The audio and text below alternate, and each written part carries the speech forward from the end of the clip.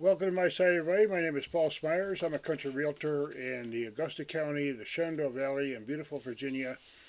And today I'm going to talk about a number of things that you can find on a rural property that are just kind of special and unique and add a lot of extra value. Now, before I get into that, I specialize in rural property. I do a lot of property scouting. I live in a beautiful area right over here in the Shenandoah Valley here. Just absolutely beautiful. And there's a lot of unique advantages of a rural property compared to your typical suburb. I mean, I've known people who have beautiful homes and have seen beautiful homes in a nice development, and they have a lot of amenities and so on. But there's things that you can find in the countryside because of the zoning and other things, the size of the parcel and so on, that you really find almost nowhere else in your typical suburb or especially in a condo. You never find this. Okay, so let's get into it here.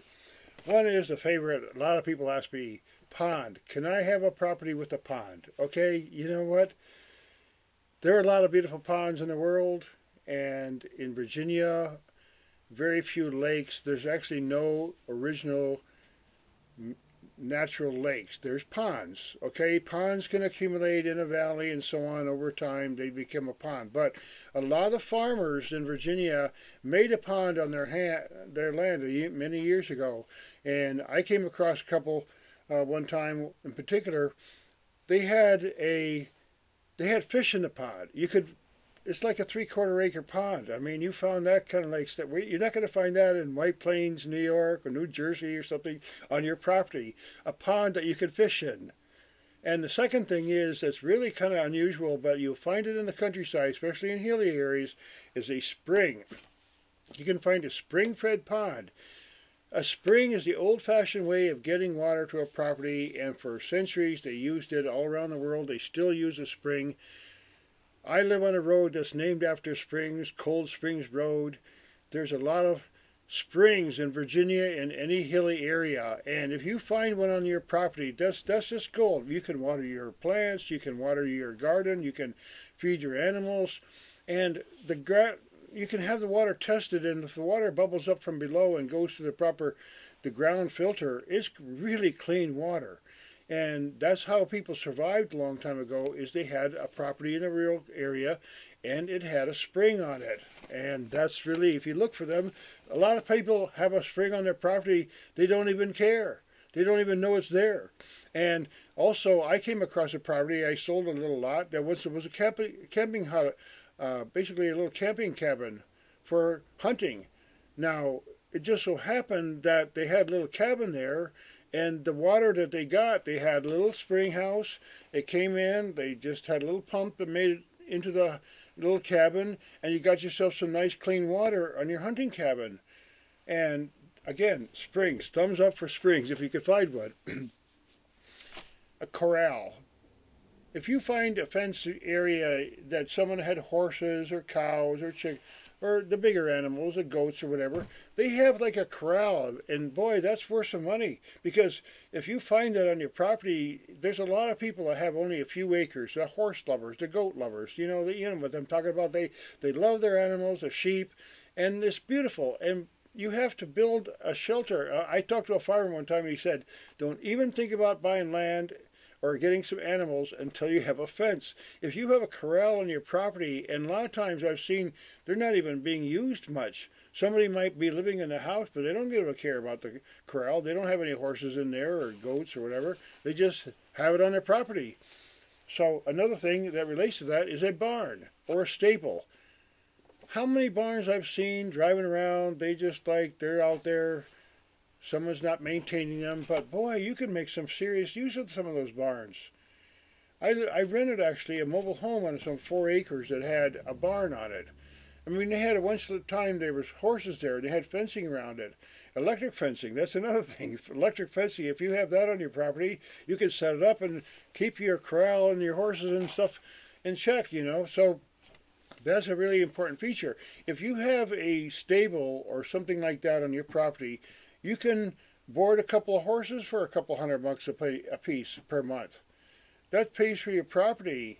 Or maybe you have your own horses and you have like a reason to have, like maybe you want some goats or something. Well, if you got that on your property already, it's going to save you a bucket of money.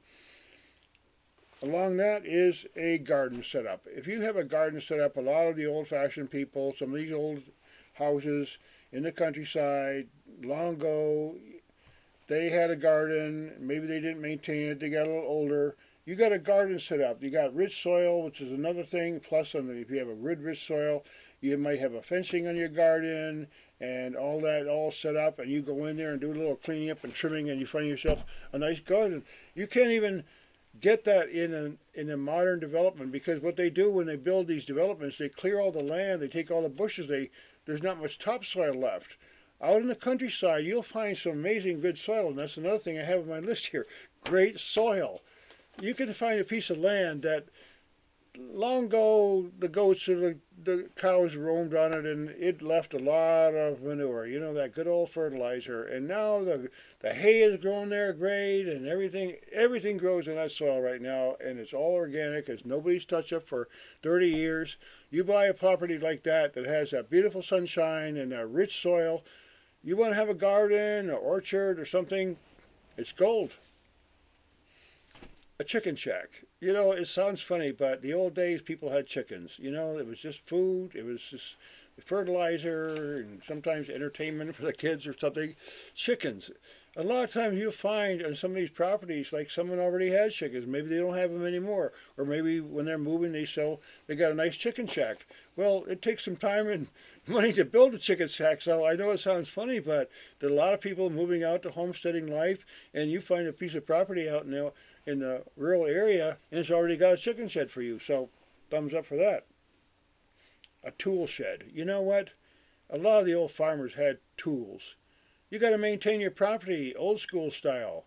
So you might find like a whole bunch of tool shed, and like a workbench set up for you. Maybe even like one of those old fashioned wood vices, and those are worth a pretty penny now.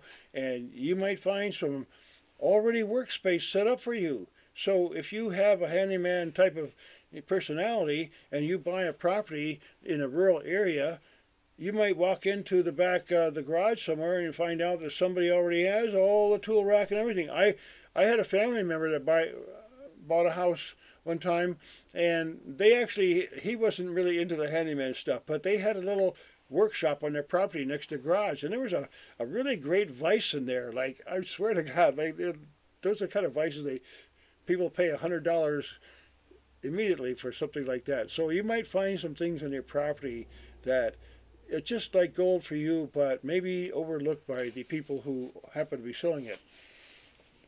One more thing here, we got firewood and rocks. Okay, firewood. I lived here, for example, 2 years. There's a wood stove in the workshop here.